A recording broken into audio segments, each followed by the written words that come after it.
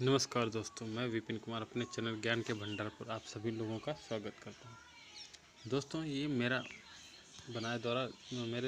द्वारा बनाए हुए छोटे छोटे नोट्स हैं, जिन्हें आप अगर याद करते हैं तो आप हर कंपटीशन में यानी इससे रिलेटेड ही क्वेश्चन आते रहते हैं। हर कंपटीशन में इनका महत्वपूर्ण ये इम्पोर्टेंस रखते हैं। दोस्तों, बजट शब्द की उत्पत्ति फ्रेंच भाषा बोगते शब्द से हुई थी, जिसका अर्थ था चमड़े का थैला। दोस्तों, जो बालपोल जी एक अर्थशास्त्री थे, तो उन्होंने सबसे पहला चमड़े का थैला जब निकाला था, उन्होंने अपना चमड़े के थैले में अपना पत्र वगैरह लेके आए थे, उसमें इन्होंने निकाला था। उस समय लोगों ने व्यंग यानी मजाक मजाक में कहा था कि बोगते। उसी समय से ये बोगते उसका नाम पड़ गया। इसके बाद में बजट इसका नाम पड़ गया। बजट शब्द का सर्वप्रथम 1773 ईस्वी में किया गया था। लेनाय बायोलियो के अनुसार बजट एक निश्चित समय के अंतर्गत होने वाली अनुमानित प्राप्तियों तथा खर्चों का लेखा जोखा होता है। बजट में लोगों को आर्थिक और सामाजिक लेखा जोखा की जानकारी दी जाती है। बजट किसी देश की वित्तीय स्थिति के लिए दीपक, दर्पण और दिग्द्योतक यंत्र की तरह काम करता है। पंडित नेहरू के अनुसार बजट को इस दृष्टिकोण से देखा जाए कि देश में देश के क्या लक्ष्य हैं और क्या करना है, इसके हिसाब से बजट तैयार करना चाहिए। दोस्तों, भारत का जो संविधान है, इसके आर्टिकल 112 में बजट को वार्षिक वित्तीय विवरण कहा गया है। इसका अनुच्छेद 112 में इसको वार्षिक वित्तीय विवरण कहा गया है।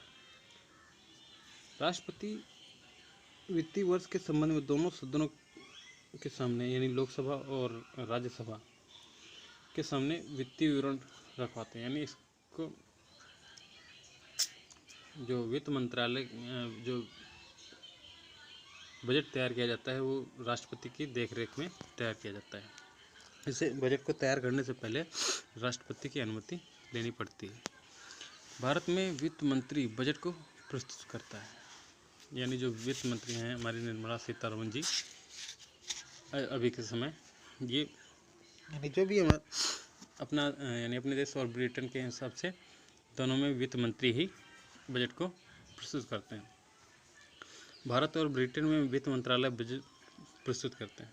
अमेरिका में ब्यूरो ऑफ बजट राष्ट्रपति के अधीन बजट का निर्माण करते हैं। एकल बजट के सिद्धांत के अनुसार सभी विभागों की आय एक समान निधि में रखी जाती है।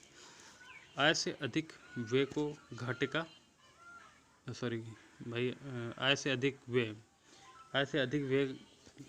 को घाटे का बजट कहा जाता है। आय से कम खर्च वाले बजट को लाभ का बजट कहा जाता है। ज़्यादा लाभ और ज़्यादा घाटे वाले बजट को दोषपूर्ण बजट होते हैं। दोनों बजट को साधारण बनाया जाना चाहिए, ताकि देश का हर एक नागरिक इसको आसानी से समझ सके। लाइन आइटम बजट सार्वजनिक व्यय पर कठोर नियंत्रण रखने के उद्देश्य को प्रमुखता प्रदान करता है। शून्य आधारित बजट प्रणाली सर्वप्रथम 1969 में विकसित की गई थी। इनका नाम पीटर ए फिरर ने पहली बार शून्य आधारित बजट की प्रणाली का विकास किया था या विकसित किया था। ये एक उस समय के महान अर्थशास्त्री भी हुआ करते थे। जिमी कार्टर के समय में अमेरिका में शून्य आधारित बजट लागू किया गया। यानी इन्होंने प्रस्तुत किया था। जिमी कार्टर अमेरिका के जो वित्त मंत्री थे, इन्होंने शून्य आधारित बजट पेश किया था। भारत में लॉर्ड कैनिंग के समय बजट प्रणाली को आरंभ किया गया। अर्थशास्त्री जेम्स विल्सन को भारत का बजट पद्धति का संस्थापक माना जाता है।